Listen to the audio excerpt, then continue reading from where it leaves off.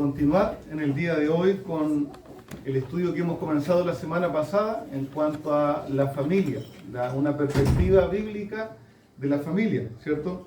De cuál es su propósito, cuál es la mirada según Dios, cuál es sus labores, cuáles son los roles, ¿cierto? Entonces vamos a estar viendo esto respecto a la familia. La semana pasada comenzamos viendo un panorama general, ¿cierto? De qué es, cuál es el valor de las familias a los ojos de Dios, ¿cierto? Y veíamos que, a diferencia de lo que piensa este mundo, la familia es una creación de Dios, una institución dada por Dios, ¿cierto? Que tiene un alto valor a sus ojos. El Señor la instituyó, yo decía, antes del pecado, antes de la caída, no por necesidad de alguna cosa, ¿cierto? Sino porque Él quiso establecerla y organizarla así. Y habían varias características, ¿cierto? No es posible abarcarlo todo en solo un estudio, pero habían varias características importantes, ¿cierto? A reconocer en la familia según Dios, ¿cierto? Que es creación del Señor, que es la primera institución humana donde Él estableció que se formen las próximas generaciones, pero también que nos hace ver una perspectiva mayor, más trascendente, revela parte del carácter de Dios mismo en la familia, ¿cierto? La unidad, la misma naturaleza, aquella unión permanente. Hoy vamos a comenzar a ver también en un aspecto general y luego vamos a pasar a cada uno de los detalles, ¿cierto? El matrimonio según Dios. El matrimonio, hablando de la familia, viendo el matrimonio y la perspectiva de la palabra del Señor. Entonces, amados hermanos, necesitamos nosotros formar una perspectiva bíblica del matrimonio. Incluso muchas veces como cristianos se escucha hablar del matrimonio en términos que no son correctos, ni son sanos, ni son buenos, ¿cierto? Muchas veces el comentario cuando alguna pareja de jóvenes, ¿cierto? O hermanos adultos se van a casar, incluso de padres cristianos, familiares cristianos, no son buenos comentarios, ¿cierto? ¿Ha escuchado alguna vez, alguno de ustedes, recuerden que este no es un sermón, ¿cierto? Pueden haber preguntas en medio, puede haber usted puede levantar su mano y se inicia alguna aclaración. ¿Ha escuchado alguna vez algún comentario que se hace respecto al matrimonio o los que se van a casar, ¿cierto? Que no está muy alineado a la palabra del Señor? ¿Qué le dice, hermana Ruth? El matricidio. El matricidio, ¿cierto? Una manera terrible de decirle al matrimonio, ¿cierto? El matricidio. A veces cuando algún joven se va a casar, ¿qué le dicen? ¿Para qué va a cometer ese error? ¿Para qué va a cometer ese error? Te va a echar a perder la vida, no se amarren tan jóvenes, ¿cierto? Hermanos, hay tantas cosas que decimos que no son bíblicas, no son parte de la palabra del Señor, ¿cierto? El que haya esposa, dice la palabra del Señor, haya el bien y alcanza la benevolencia de Jehová. Eso es a los ojos de Dios el que el Señor le da la gracia de casarse, ¿cierto? Yo lo he dicho en otras ocasiones, pero recuerden, hermano, el matrimonio no es un derecho, el matrimonio es una gracia de Dios. Dios no prometió no dio su palabra de que cada hombre va a tener una esposa, ¿cierto? No, esa es una gracia del Señor que Él nos da por sobre todas sus bondades. Bien, hoy veremos que Dios tiene establecido el matrimonio, ¿cierto?, con alta estima. Algunas cosas que vamos a tratar hoy es que Dios ha establecido el matrimonio desde la creación. Dios ha establecido la prioridad y la exclusividad del matrimonio. Dios dio como una bendición al matrimonio. No es bueno que el hombre esté solo. Dios estableció el medio donde debe darse el matrimonio, o sea, entre las personas de su pueblo, y Dios ha dado un propósito mayor al matrimonio. Vamos a estar tocando algunos de estos temas, digamos, principales en la enseñanza de hoy. Algunas consideraciones iniciales, hermanos, lo que es la realidad versus el plan de Dios. Quizás en medio de nuestras historias diferentes, hermanos. Hay diferentes situaciones, cómo usted ha llegado hoy a vivir, y entendemos, hay una realidad en la cual vivimos y hay un plan perfecto del Señor. Lo que vamos a ver es cuál es el plan perfecto del Señor, ¿ya? Para que usted entienda, ¿cierto? Y pueda ver que no estamos diciendo que hoy usted quizás está en una condición mala, equivocada, sino que vea lo que Dios tenía por estándar y lo que nosotros estamos viviendo y tratemos, ¿cierto?, de a ajustarnos a ella. Permítame orar, hermanos amados, antes de continuar. Acompáñenme acá. Señor amado, gracias por este tiempo.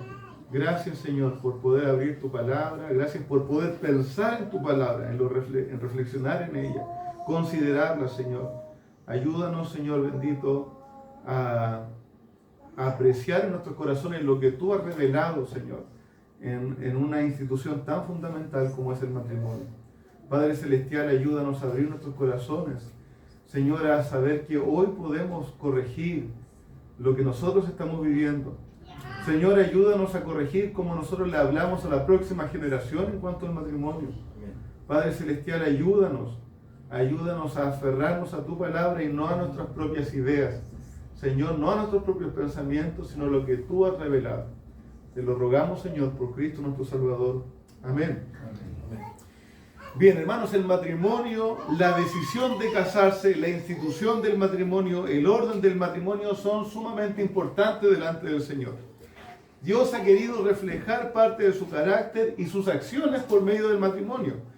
Al igual que en la familia, el matrimonio nos prepara y nos enseña muchas cosas por medio de esta institución. Por esa misma razón es que el mundo y Satanás, ¿cierto?, quiere destruirlo activamente y denigrar el valor del matrimonio.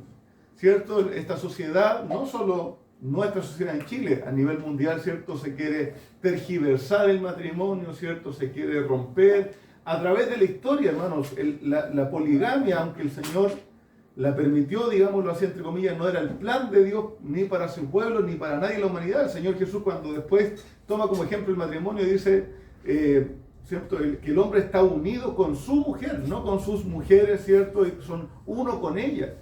El plan del Señor siempre fue, ¿cierto?, la monogamia y que estuvieran juntos. Toda otra forma de vivir el matrimonio es una distorsión y rebeldía delante del Señor. Por esta razón el mundo quiere arruinar, ¿cierto?, la visión del matrimonio.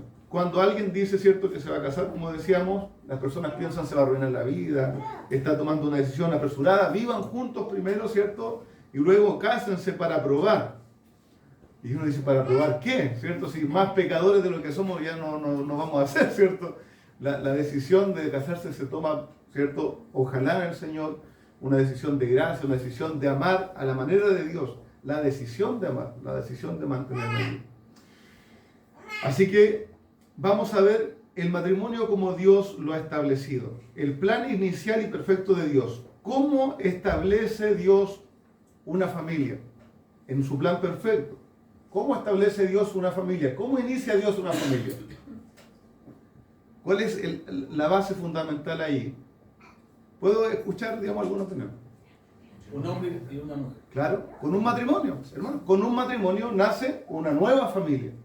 Con un matrimonio nace una nueva familia. Por eso muchas veces cuando finalizamos una boda, ¿cierto?, en la ceremonia uno dice, aquí les presento la nueva familia, ¿cierto?, del Arce Cárdenas, Tudillo González, ¿cierto? Uno dice, porque allí nace una nueva familia. Ese nuevo matrimonio ya es una familia nueva e independiente. Tengan hijos naturales o no, el Señor ya le ha dado, ¿cierto?, una calidad de ser familia, un nuevo núcleo independiente. Y ese matrimonio, sí, en la Biblia siempre es y solo es de un hombre y una mujer.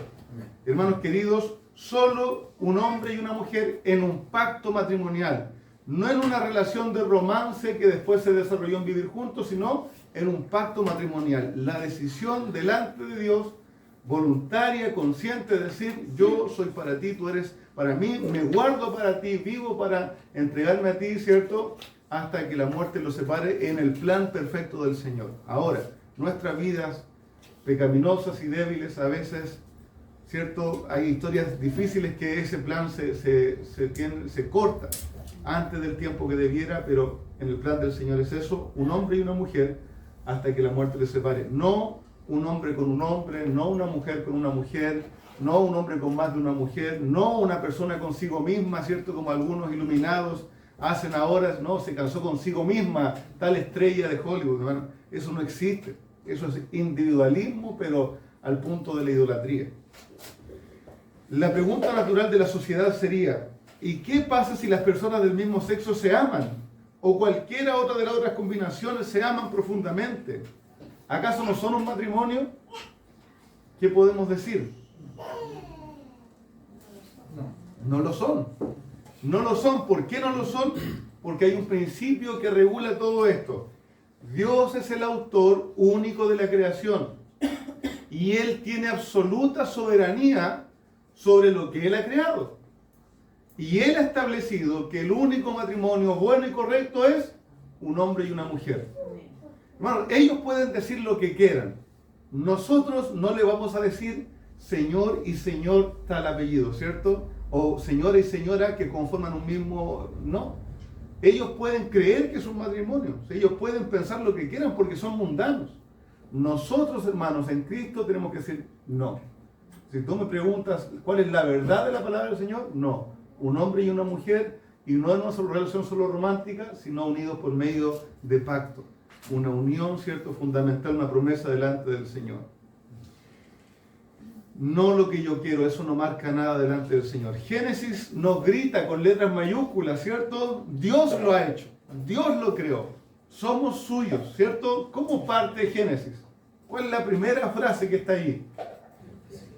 En el principio creó Dios. En el principio creó Dios. La palabra de Dios nos dice, ustedes existen. Bueno, es muy importante pensar esto. Quizá me voy a alargar un poquito, pero ¿quién está recibiendo el libro de Génesis como primera audiencia? ¿A quién se le escribe el libro de Génesis? Porque no lo recibe Adán y Eva, ni lo recibe Abraham. ¿Quién recibe el libro de Génesis? No, pero primero, así como primera, ¿quiénes fueron los? La primera edición, ¿cierto? Aunque no hay más ediciones, pero ¿quién? El pueblo de Israel que estaba en el desierto, que había vivido por 4 siglos en una nación idólatra, lleno de dioses que todavía arrastraban en su corazón, y Dios le está diciendo, ustedes no son fruto de los dioses egipcios, no son fruto de otras potencias, no son fruto de la magia, del misticismo. El Señor le dice, en el principio creó Dios los cielos y la tierra. Y Él empieza a contar todo y ellos encuentran sentido y propósito porque el Señor le está diciendo, somos criaturas del Dios único y verdadero. Y Él entonces nos va a enseñar cómo creó todas las cosas, por qué somos pecadores, por qué llegamos a ser esclavos y cómo vamos a vivir ahora que estamos en libertad. Entonces Génesis es muy fundamental, hermanos, al decir que el Señor está allí. Las preguntas que responde Génesis ahí, ¿por qué hay un mundo en lugar de nada? Porque Dios lo quiso crear. ¿Por qué hay orden y funciona? Porque Dios lo ordenó. ¿Por qué? ¿De dónde viene el hombre? Porque Dios lo creó de una manera especial y superior al resto de las criaturas que existen. No somos como nuestros gatitos, no somos como nuestros perritos, no somos como la vaca. Nosotros somos criaturas del Señor, hechas por su mano, no solo por su voz, hechas por su mano para reflejar en nosotros la gloria del Señor, la imagen de Dios en nuestra vida. Hermanos, ¿por qué solo un hombre y una mujer únicos para siempre? Porque Dios lo estableció así, queriendo reflejar el carácter de Cristo con la iglesia, para siempre. Entonces no podemos tergiversar esa figura, porque Dios la estableció con propósito.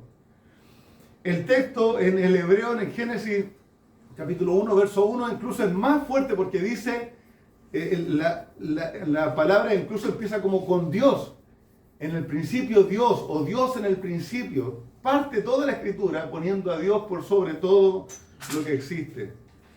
Luego nos dice Génesis 2:22, puede buscarlo allí en su Biblia y puede leerlo en voz alta alguno, hermana o hermano que lo encuentre.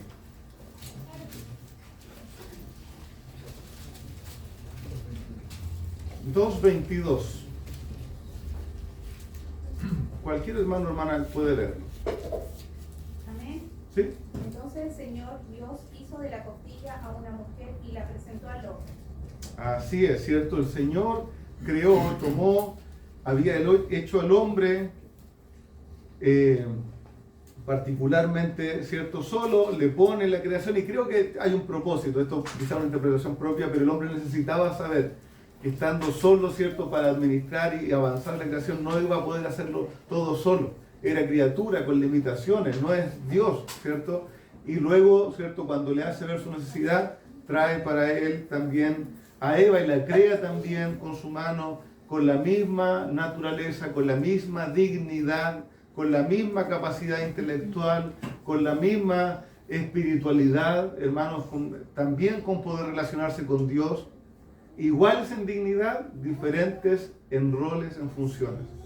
Hermanos amados, Cristo, hablando del divorcio, porque le hace una pregunta del divorcio en el Nuevo Testamento, dice en Mateo 19:5, y dijo: por esto el hombre dejará a su padre y a su madre y se unirá a su mujer, y los dos serán una sola carne. Así que ya no son más dos, sino una sola carne. Por tanto, lo que Dios juntó, no lo separe el hombre. Eso es Mateo 19:5 y 6. Está en Marcos también esta misma referencia.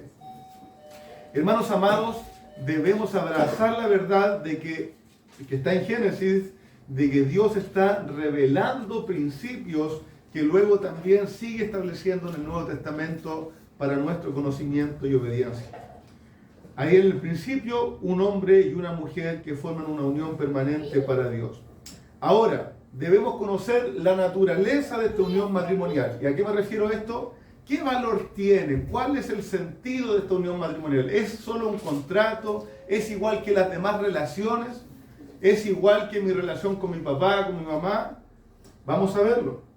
Los que se unen en matrimonio según la palabra del Señor, y esto es bueno, hermanos, para los que tienen hijos ya adultos, ¿cierto? Y también para los que estamos criando niños pequeños, para cuando llegue el momento. Los que se unen según la palabra del Señor, hermanos amados, han dejado sus lazos anteriores en segundo plano para formar una unidad única, primordial, íntima, solo con una persona. Hermanos, ¿con quién es la mayor lealtad de los que se casan luego del Señor? ¿Cuál es la mayor lealtad en su vida? Con su esposo. Usted se casó, ya no es más primordialmente leal a su padre y a su madre. Usted se casó, ahora usted es una sola carne con su esposa, con su esposo. Hermanos, y eso tiene implicaciones prácticas que vamos a ir viendo más adelante, ¿cierto? Hoy día estamos hablando del matrimonio en lo general. ¿Hasta allí vamos bien? ¿Hay alguna pregunta, alguna aclaración, hermanos, que pudiera hacer? ¿Sí? ¿Vamos bien? Bien. Entonces, la mayor lealtad de los que se casan es con su esposo. Entonces esto le da al matrimonio una naturaleza exclusiva y primordial. Solo con su esposo y primordial por sobre las demás relaciones existentes. Hermanos queridos, los esposos deben ser leales primero y leales en el buen sentido, nunca en el sentido de abrazar pecados, perdonar, ¿cierto? Situaciones denigrantes, no, el hecho de una lealtad en lo correcto, en lo bueno, ¿cierto? Los esposos, ¿cierto?, son leales a sus esposos antes que a sus hijos, en el sentido correcto, ¿me entienden? Si voy a aclarar esto por si alguna vez también alguien repasa estos videos y los ve de nuevo. Si mi esposo, mi esposa está pecando contra los hijos, hermano, yo soy el primero en tener que exhortar, volver a exhortar, corregir, pedir ayuda a la iglesia, pedir ayuda a las autoridades civiles. No es lealtad ocultar los delitos de mi cónyuge. Eso no es una lealtad bíblica. No es correcto. Nosotros necesitamos poder hablar de esas cosas, ¿ya? Ahora, si mi hijo está haciendo una maña y está haciendo un problema y el esposo, ¿cierto?, estoy en desacuerdo con el esposo o el esposo lo va a retar, yo no puedo salir en defensa del niño. Yo tengo que unirme con mi esposo, con mi esposa, para la instrucción de los niños, ¿ya? No tenemos dos bandos, sino que hay un matrimonio. Entonces, ahí, por eso hablamos de exclusividad y prioridad del matrimonio. Bienvenidos, queridos hermanos, el Señor les bendiga. Tomen ahí sus lugares. Hermanos amados, el matrimonio es una unión exclusiva y primordial de los que se casan. Los padres, aunque los amamos profundamente, ¿cierto?, y les respetamos y les honramos, como dice la palabra del Señor, ¿cierto?, por la unión con nuestro cónyuge, tienen un segundo lugar de prioridad por sobre, ¿cierto?, el matrimonio. O sea, después del matrimonio. Para el Señor el matrimonio es un pacto solemne, no solo una unión de romance. Vaya a Malaquías capítulo 2, verso 14, por favor. Allí el Señor está reprochando, está retando, exhortando, ¿cierto?, a Israel, porque habían caído en diversos pecados, tanto en la adoración, ¿cierto?, los sacerdotes, diferentes cosas, y llegan también a este punto, Malaquías, ¿cierto?, 2:14. ¿Algún hermano tiene? Hermano Jonathan, por favor. Más diréis, ¿por qué? Porque Jehová ha atestiguado entre ti y la mujer de tu juventud, contra la cual has sido desleal, siendo ella tu compañera y la mujer de tu pacto. Así es. Hermanos, ahí el Señor, ¿qué estaba diciendo?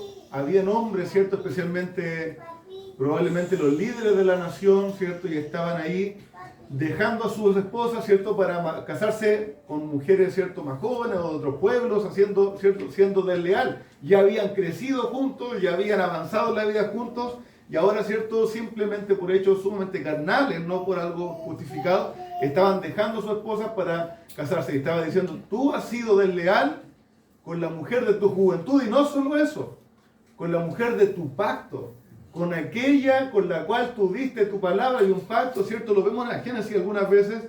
Un pacto muchas veces tenía, ¿cierto?, esta característica de poner la vida de por medio, ¿cierto? Cuando dicen, así haga el Señor, y aún mañana, si mañana hasta ahora se comprometían, ¿cierto?, a hacer algo o a que sucediera algo. O cuando Abraham pasa por el medio de los animales partidos, ¿cierto?, y el Señor hace pacto con él.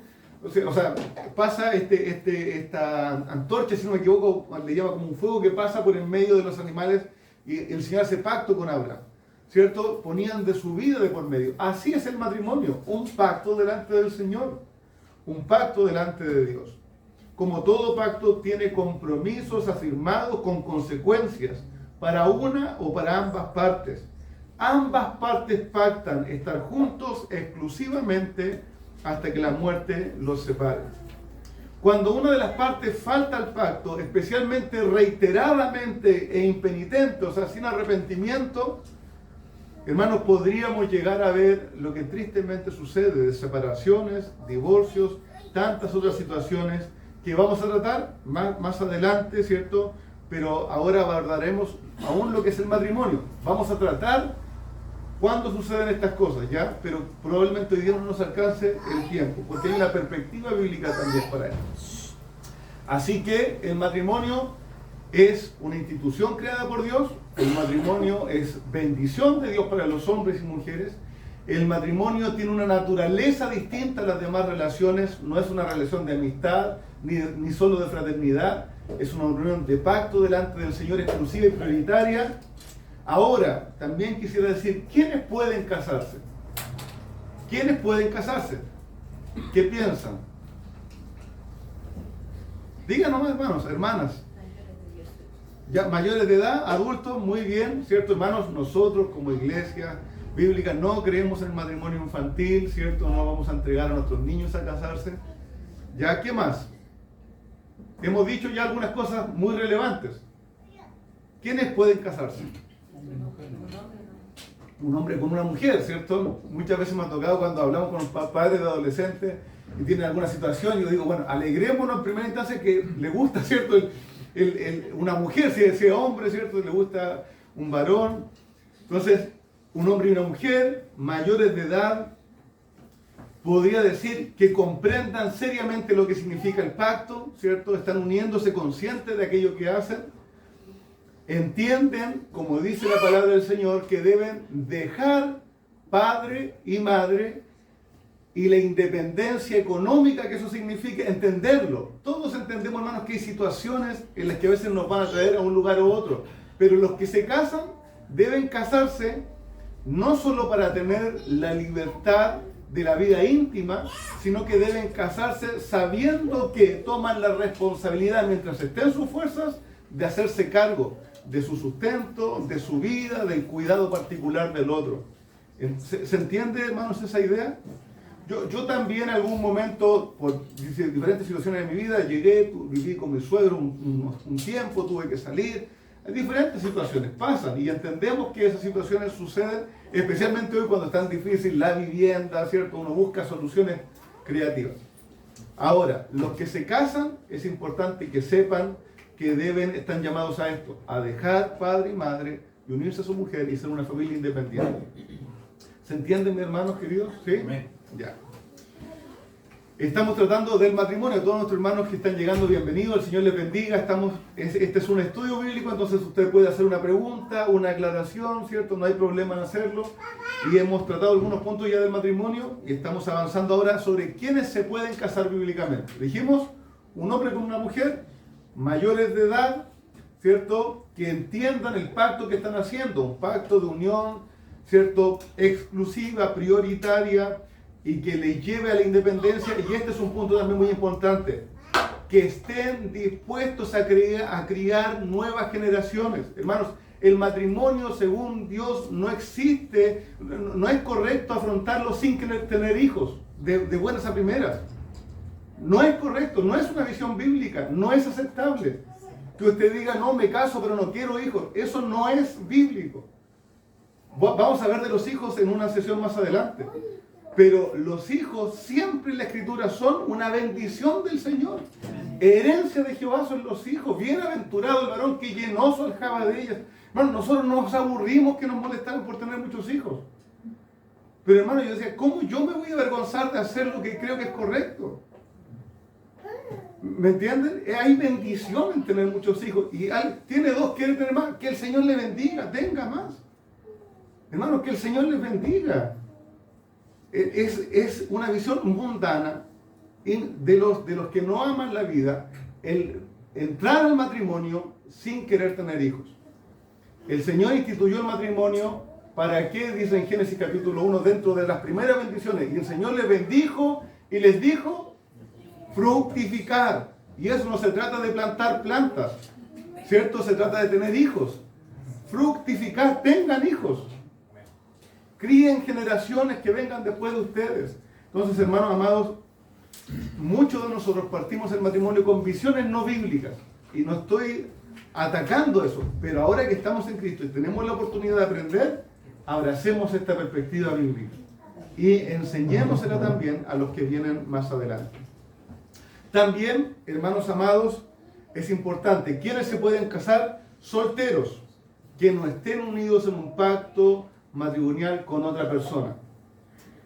¿Por qué hago esta aclaración? Porque ha sucedido en las iglesias. Hermano, hermana, si usted conoce una persona casada que está en vida matrimonial con otra persona, ¿cierto? Que está en un matrimonio, hermano, no se pregunte si es la voluntad de Dios que usted se case con esa persona. No es la voluntad de Dios que usted se case con una persona que ya está casado con otro. No tiene que orar, ¿que será para mí ese hombre que está casado? No es para usted. No es. Bíblicamente, ¿entiende? No empiece a conquistar a la esposa de otro. No empiece, porque no es la voluntad de Dios. No, que después el Señor nos juntó y nos permitió. Sí, la misericordia del Señor abunda y es grande y misericordiosa.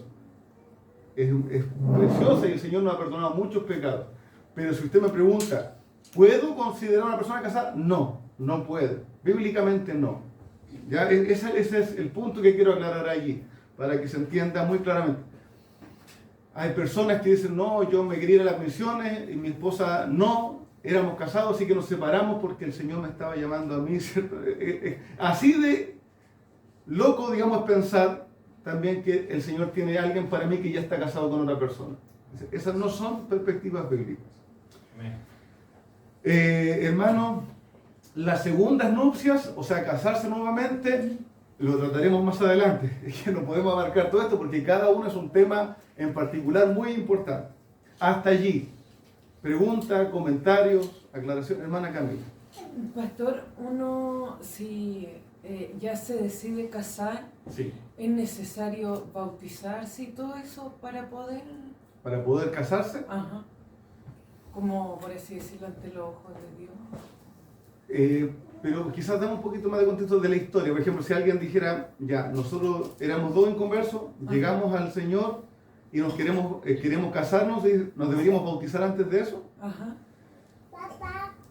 hay diferentes opiniones. Yo voy a dar mi opinión. Yo creo que no, porque el que se casa, lo que tiene, o sea, el que se convierte al Señor, lo que tiene que hacer es ir ordenando su vida. Y ahí puede haber un intertanto. Hay iglesias que bautizan una vez al año y yo no me voy a quedar sin casar todo un año, ¿entiendes? Mejor casarme lo más pronto posible y bautizarme lo más pronto posible, ¿entiendes? Entonces, está allí en el proceso. Pero el que se convierte al Señor quiere ordenar su vida. Ese es el principio básico. Y lo que el Señor permita en adelante, ¿ya? Pero es una buena pregunta. Nos ha pasado, bueno, lo voy a dejar ahí, no lo voy a responder, pero si está en el proceso de casarse y se bautizó pero no se ha alcanzado a casar, ¿lo podemos incorporar como miembro? Esa es otra pregunta, ¿cierto? Y vamos a verlo, porque hay muchas situaciones.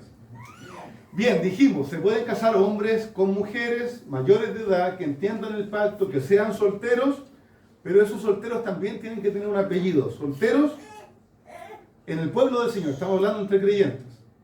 Tienen que ser solteros creyentes. Solteros creyentes, hermanos. Hermanos amados, los que somos de Cristo, ¿debemos casarnos dentro del pueblo de Dios o no casarnos? Hay una excepción que tengo en mente que la voy a tratar en el momento, pero no es en el momento que recién me voy a casar, voy a considerar a alguien.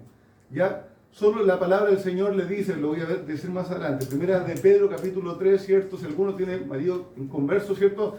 Yo estoy parafraseando, ¿cierto? No lo deje, sino que viva con él, ¿cierto? Para mostrarle el mensaje de Cristo, para que ese inconverso sea ganado sin palabras, ¿cierto? Y ahí quizás entran personas que están ordenando su vida, ¿cierto? En el camino, se van a casar y todo eso. Pero si son dos solteros, queridos hermanos, si son dos solteros, si mi hijo soltero está considerando una muchacha inconversa, hermano amado, mi consejo, porque creo que es el consejo bíblico, no es la voluntad del Señor. No es la voluntad del Señor casarse un cristiano con un inconverso. Yo no voy a hacer esa boda, no la podemos bendecir, digamos, en el hecho de orar, hermano, porque no es según el orden que el Señor ha dado al matrimonio. Hermanos amados, voy a dar algunos ejemplos bíblicos para que usted recuerde. Abraham fue a buscar esposa para Isaac. ¿Y qué le dice a su criado? Ve, ¿cierto?, a mi tierra, a mi parentela. No tome mujeres de las mujeres de estos pueblos que nos rodean. Ve allá a mi tierra, a mi parentela. Es un principio, eso es como, no digo que eso nos da una norma, pero nos da como un esbozo, una primera idea. Después la ley nos dice, explícitamente el Señor dice, Deuteronomio 7, 3 y 4. Lo pueden buscar, hermano, me encanta que pueda buscarlo en su Biblia para que vea ahí, en su Biblia, lo marque, lo resalte. Deuteronomio 7, versículos 3 y 4. En Deuteronomio capítulo 7, ¿cierto? El Señor está por medio de Moisés preparando al pueblo para entrar. Ellos ya están a pocos días de entrar a la tierra prometida y le está recordando la ley. ¿Cómo debían comportarse cuando estén allí en la tierra prometida? Deuteronomio 7, versículos 3 y 4. ¿Alguien lo tiene para leerme, hermanos? ¿Hermanas? Amén. ¿Sí? Y no emparentarás con ellas, no darás tu hija a su hijo, ni tomarás a su hija para tu hijo, porque desviará a tu hijo de en pos de mí, y servirán a dioses ajenos, y el furor de Jehová se encenderá sobre vosotros y te destruirá pronto. Hermanos, así es. Esa era la ley del Señor para el pueblo de Israel. No emparentarás a tu hijo, ¿cierto?, con hijas de ellas. ¿Por qué? ¿Cuál era el problema, hermanos? ¿Cuál es el problema ahí en el texto? ¿Cuál es el problema de casar personas que eran del pueblo de Dios con otros que no eran del pueblo de Dios? Se desvían de Dios. Porque se desvían de Dios. No dice porque te va a caer maldición, no dice porque... Bueno, hay otras consecuencias secundarias que también está en la ley, muy interesante, hermanos. Por favor, lea la ley, lea Deuteronomio, Levítico, Números.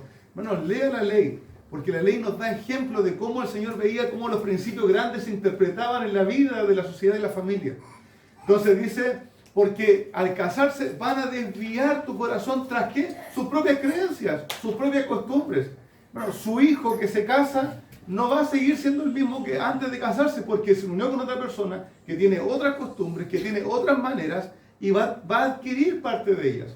Les guste o no, va a tomar parte de ellas. Hermanos, esto mismo solo lo digo como referencia, si quieren anotarlo, lo dice en Éxodo 34, 15, 16. Luego el Señor también, por medio de Josué, que los iba a llevar a conquistar la tierra, y les pasa el Jordán, Josué 23, 12 y 13 también les dice que si se casan con mujeres que no son del pueblo de Dios, el Señor los iba a juzgar y no los bendeciría. Luego en Jueces, ya pasó el tiempo de Josué, se levantan los jueces en Israel y el Señor repite esto. En Jueces 3, 6 y 7 lo ve como una realidad que muestra la decadencia del pueblo de Dios en el tiempo de los jueces. Mire, ¿alguien lo puede buscar? Jueces 3, 6 y 7. Está puesto, es la ley no cumplida, puesta como ejemplo de decadencia en el pueblo de Dios. Jueces capítulo 3, versos 6 y 7. ¿Sí lo tiene algún hermano? ¿Tres? Amén. Sí. 6 y 7. Y tomarán de sus hijas por mujeres, y dieron sus hijas a los hijos de ellos y sirvieron a sus dioses. ¿Es? El 6 y 7, ¿sí? Hicieron pues los hijos de Israel lo malo ante los ojos de Jehová, y olvidaron a Jehová su Dios, y sirvieron a Baales, a las imágenes de acera. Exacto. Entonces, ¿qué sucedió? Dice, ¿cierto? Que se casaron por la decadencia y alejarse de la palabra del Señor y sirvieron a otros dioses. Se alejó su corazón, se cumplió lo que la palabra del Señor les advertía. Luego, en Primera de Reyes, capítulo 11, verso 2, se escribe de Salomón lo siguiente. Puede buscarlo allí también, yo voy a leerlo. Se dice del rey Salomón, del gran rey Salomón, con toda su sabiduría. Primera de Reyes, capítulo 11, verso 1 y 2. Haciendo una conclusión de la vida de Salomón, dice: pero el rey Salomón amó, tenía mucho amor el rey Salomón, ¿cierto? Amó además de la hija de Faraón, que no sabemos si fue su primera esposa, pero era como la principal. Además de la hija de Faraón, a muchas mujeres extranjeras, a las de Moab, a las de Amón, a las de Edom, a las de Sidón y a las Eteas, gente de las cuales Jehová había dicho a los hijos de Israel: no os allegaréis a ellas, ni ellas se llegarán a vosotros, porque ciertamente inclinarán vuestro corazón a sus dioses. A estas pues se juntó Salomón con amor. ¿Cómo termina Salomón? Construyendo templos para ellas, para sus dioses en Israel, yendo a quemar incienso a los dioses ajenos, y por eso después también viene, ¿cierto?, las consecuencias al reino, la decadencia, la división y otras situaciones. Hermanos, esto sucedió. Nosotros no podemos ser tan ingenuos de decir, no, pero es que a mí me va a resultar bien. No, ya pasó en toda la historia del pueblo de Dios, que cuando se casaron voluntariamente y desde un inicio en conversos con creyentes, el creyente terminó yéndose tras, ¿cierto?, aquellos, ¿cierto?, que no honraban al Señor. Amados hermanos, quiero que vean cuál es el problema central de unirnos con los que no son de Cristo. Es que se inclina nuestro corazón lejos del Señor. Y el Señor quiere que nosotros y que cada creyente le ame a Él con todo su corazón, con toda su alma, con todas sus fuerzas.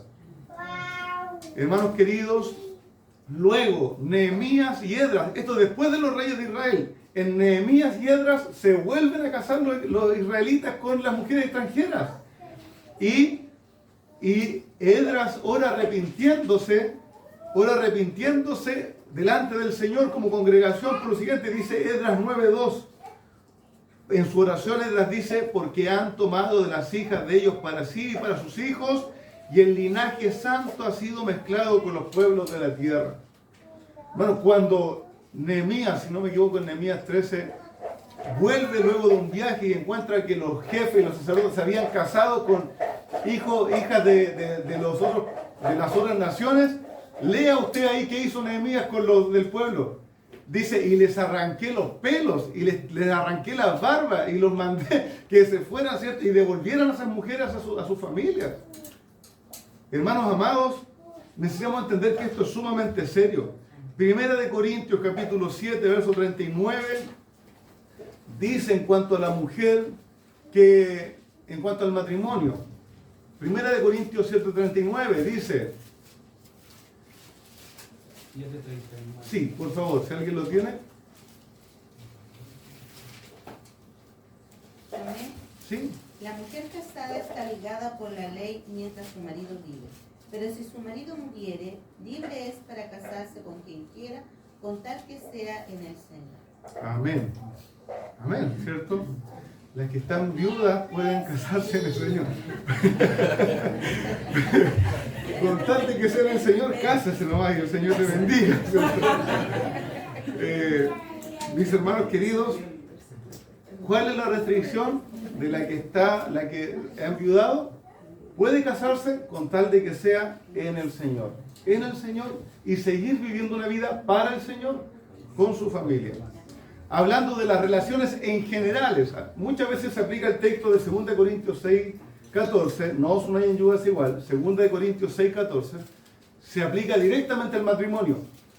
Pablo allí está hablando de las relaciones más en generales, incluso podríamos pensar que está hablando de las relaciones de negocio a veces y otro tipo de relaciones, ¿ya? Pero siendo la relación matrimonial la relación primordial de la sociedad, este principio es aplicable. Aunque no está hablando directamente del matrimonio, está hablando de todo tipo de relación, ¿cierto? Y aplicamos este principio bíblico a el matrimonio. Y dice, 2 Corintios 6, 14, no os unáis en yugo. ¿Saben lo que es el yugo, cierto? ¿Cierto? Es ese palo, ¿cierto?, que pasa entre dos bueyes, ¿cierto? No os unáis en yugo desigual con los incrédulos. ¿Por qué? ¿Qué compañerismo, qué compañía, qué mismo paso, qué mismo camino tiene la injusticia con la justicia? ¿Y qué comunión la luz con las tinieblas? ¿Cierto? Si les toca tomar la decisión en ese momento de casarse o de proyectar su vida, proyectenlo de una manera correcta. Cuando hay una ley en el Antiguo Testamento que el Señor establecía una norma: no enyuntarás a buey y asno juntos, dice la ley, porque no tienen el mismo paso. ¿Qué? ¿Acaso preguntamos igual que dice el apóstol Pablo, ¿cierto?, en cuanto al sustento de los obreros? Dice, ¿qué? ¿Acaso Dios tiene cuidado de los bueyes y los asnos? No. Lo que le estaba enseñando era a no unirse ellos con los que no eran del pueblo de Dios. Así como cuando le dice no se vistan de ropa de cuero y lana tejidos, le está enseñando un principio bíblico: a no mezclar lo santo con lo que no es del Señor. Hermanos, los creyentes, por tanto, deben casarse inexcusablemente con creyentes. Y si no hay creyentes, quédese así para el Señor, porque la soltería, como decía un muy buen pastor hace poquito, no es una situación de segunda categoría. Usted puede glorificar al Señor siendo soltero, amén, y son honrosos los solteros entre nosotros. Anhelamos con un deseo sincero que encuentre un marido, que el Señor le dé, o esposa, pero hermanos, cuidado con hacerlos decaer por estar solteros, porque ellos son hermanos igual que nosotros, que aman al Señor, que sirven al Señor, que son tremenda bendición en la obra del Señor. Hermanos amados, pueden ser creyentes no exclusivamente de su línea doctrinal, ¿cierto? No necesitan ser creyentes bautistas reformados, ¿cierto?, con todos los apellidos que nosotros le queramos poner. No, creyentes genuinos que amen al Señor, humildes, dispuestos a aprender. Hermanos amados, obviamente hay un sentido de prioridad. Vea primero en su círculo, pero si no, puede notar algún buen creyente en otro lugar que honra al Señor con su vida, y también es lícito casarse así. No tengo hora aquí, no sé qué hora es. 7 para las 12. 7 para las 12. Siempre nos queda corto. Vamos a tener que empezar a las 9:30 de la mañana. Nos queda un tanto, pero vamos a avanzar. Hermanos amados, el matrimonio se puede bendecir y aprobar entre creyentes.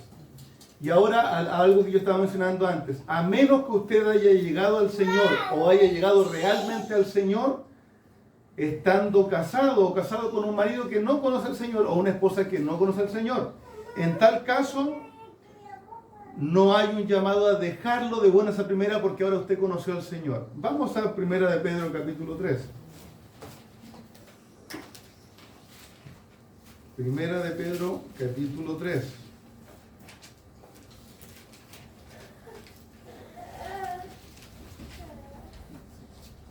Dice así el apóstol Pedro, la palabra del Señor.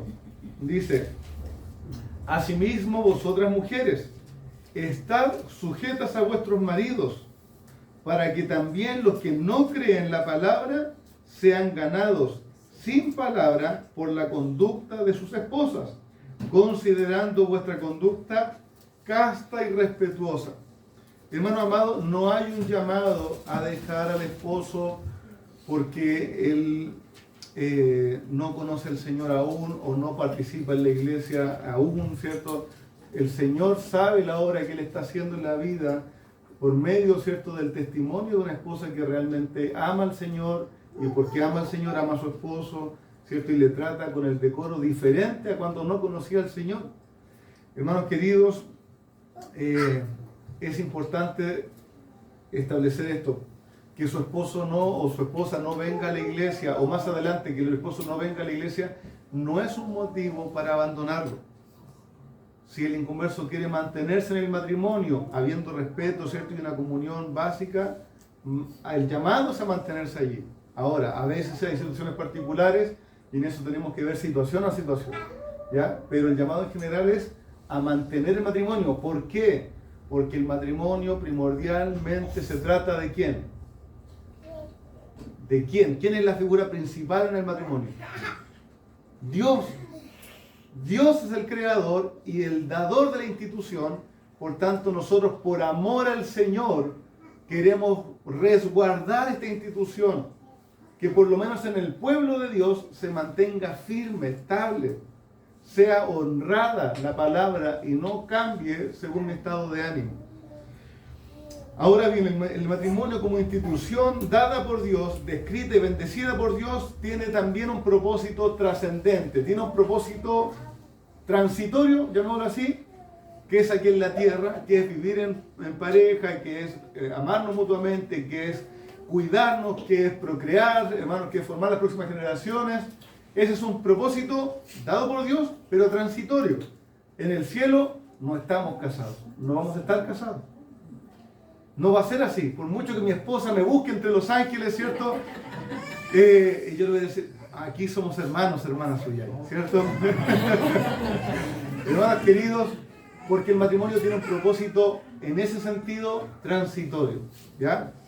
Ahora, tiene un propósito trascendente, o sea que traspasa la vida de esta tierra en el significado que transmitimos por medio del matrimonio, ¿ya?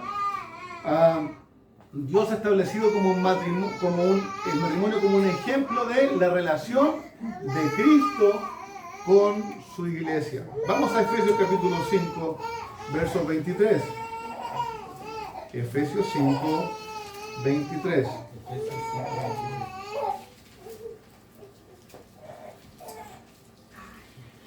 Dice así la palabra del Señor. Viene Pablo hablando de la vida cristiana y de la sujeción, ¿cierto? Unos a otros, la sujeción en el Señor, ¿cierto? Después va a hablar de la sujeción de hijos a padres, la sujeción en el trabajo, pero en la principal, ¿cierto? Y con la que desarrolla bastante es el matrimonio. Dice así la palabra del Señor: las casadas estén sujetas a sus propios maridos como al Señor, porque el marido es cabeza de la mujer, así como Cristo es cabeza de la iglesia, la cual es su cuerpo. O sea, la iglesia es cuerpo de Cristo y Él su Salvador. Así que como la iglesia está sujeta a Cristo, así también las casadas lo estén a sus maridos en todos. Maridos, amad a vuestras mujeres, así como Cristo amó a la iglesia y se entregó a sí mismo por ella, para santificarla, habiéndola purificado por el lavamiento del agua, por la palabra, a fin de presentársela a sí mismo, o sea, Cristo para presentarse a sí mismo a la iglesia, una iglesia gloriosa, que no tuviese mancha, ni arruga, ni cosas semejantes, sino que fuese santa y sin mancha. Así también los maridos deben amar a sus mujeres como a sus propios cuerpos. El que ama a su mujer, a sí mismo se ama, porque nadie aborreció jamás a su propia carne, sino que la sustenta y la cuida, así también como también Cristo a la iglesia. Porque somos miembros somos miembros de su cuerpo, de su carne y de sus huesos. Por eso dejará al hombre a su padre, a su madre, y se unirá a su mujer, y los dos serán una sola carne. Grande es este misterio, mas yo digo esto respecto de Cristo y de la iglesia. Hermanos amados, el Señor nos enseña, y va a haber tiempo, vamos a ir viendo versículo a versículo de estos pasajes, pero el punto esencial, hermanos, Cristo nos revela que el matrimonio en Cristo, que el esposo y la esposa cristianos, mirando a Cristo, reflejan este misterio, son una imagen de este misterio del amor y la unión de Cristo con su iglesia, del cuidado, de la protección, de la sujeción, del honor de la iglesia hacia Cristo. El matrimonio cristiano, hermanos, tiene un propósito superior a nosotros mismos. ¿El romance tiene su parte en el matrimonio? Sí. ¿La relación íntima tiene su parte en el matrimonio? Sí. ¿El cuidado? Sí. Pero en el matrimonio en Cristo tiene un propósito superior, que es reflejar a Cristo y a la iglesia. Y eso lo debo cultivar para mí, pero también lo debo cultivar para que el mundo lo vea. Yo quiero reflejar el amor y el cuidado de Cristo por la iglesia. Si quizás una esposa con un esposo un poco difícil de sobrellevar, puede ella mostrarse amorosa, cuidadosa, y alguien y sus amigas, vecinas van a decirle, pero ¿por qué te muestras así? ¿Por qué eres así? ¿Cuál sería la respuesta correcta? Es que esto tengo que hacer. Es que esto hacen las mujeres. No, hermano, si usted es de Cristo, usted debe decir, ¿sabe qué? Porque así la iglesia debe comportarse con su Señor Cristo. Y yo tomo ejemplo de eso y lo reflejo en mi matrimonio. Porque yo soy del Señor. Y más allá de lo que haga mi esposo, yo sirvo al Señor por medio de estar sirviendo a mi esposo y honrarlo a Él. Uy, tu esposa es un poco, no es tan hacendosa, no es tan cuidadosa, es un poco difícil de llevar y tú eres tan amoroso, siempre cuidándola, siempre protegiéndola, siempre hablando bien de ella. Es que eso no es de mí, es de Cristo. El Señor me enseña así. Él ama así a la iglesia y yo amo así a mi esposa.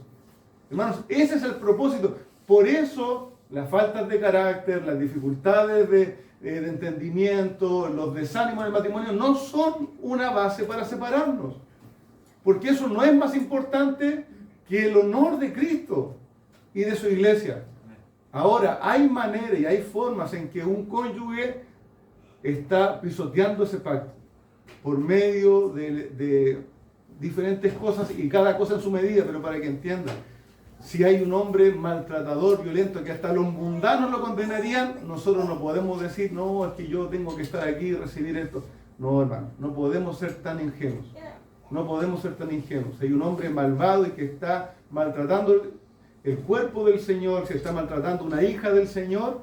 Hermanos, si yo le digo hermana a mi hermana, ¿cierto? A mi hermana en Cristo, oye, hermana.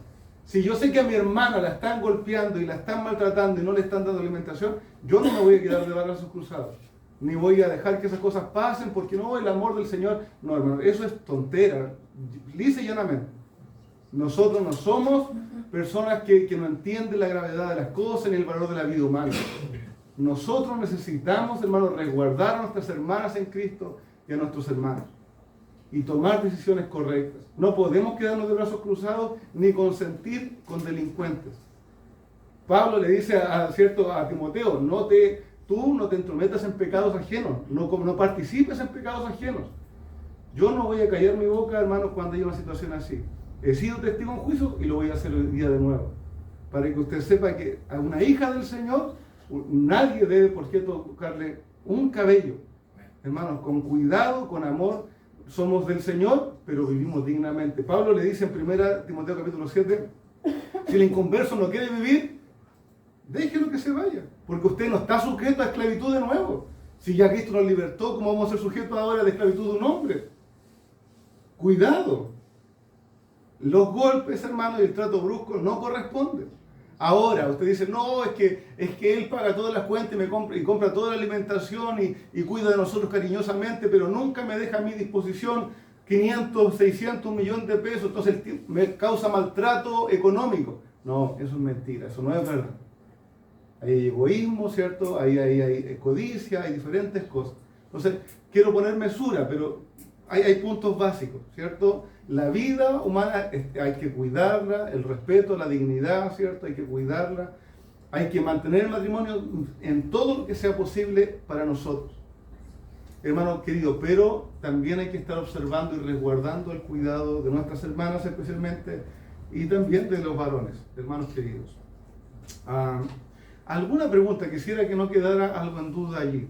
Si de verdad se puede aclarar algo, hermanos, permítanme hacerlo, yo tengo toda la disposición. Ya. Tenemos solo unos minutos, ¿no? No, ahora esto no es habladora calle para siempre, ¿cierto? Pero puede preguntarme después, pero hermanos, es importante sentar esos puntos. Quiero decir, hay novios que a veces hemos aconsejado y están ahí, y el novio dice, ¿sabe qué, pastor? Es que esto es verdad, el Señor lo sabe. Es que cuando nos enojamos ella igual me pega a veces. Estamos enojados y a ella no le gusta algo, me pega una patada. ¿Sabe, hermano? Lo que hay que decir, y lo he dicho y lo voy a decir. Hermana, usted sigue con esa actitud y yo voy a hacer la denuncia. Yo voy a hacer una denuncia por violencia. Usted, como mujer, no tiene ningún derecho a golpearlo a él.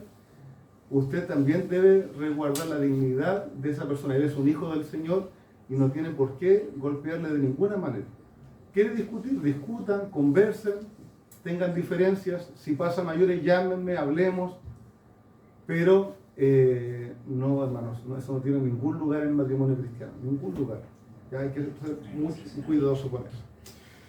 El matrimonio quiere reflejar a Cristo, o sea, debe reflejar a Cristo con la iglesia en una relación de pacto, en una relación de amor, decidido, me decido amar. No solo que me provocaste, sino que yo me decido amar. Bueno, nosotros no somos animalitos que funcionamos por instinto. Me provocaste, yo fui, me uní a ti y me quedo. No, el cristiano decide con voluntad, volitivamente.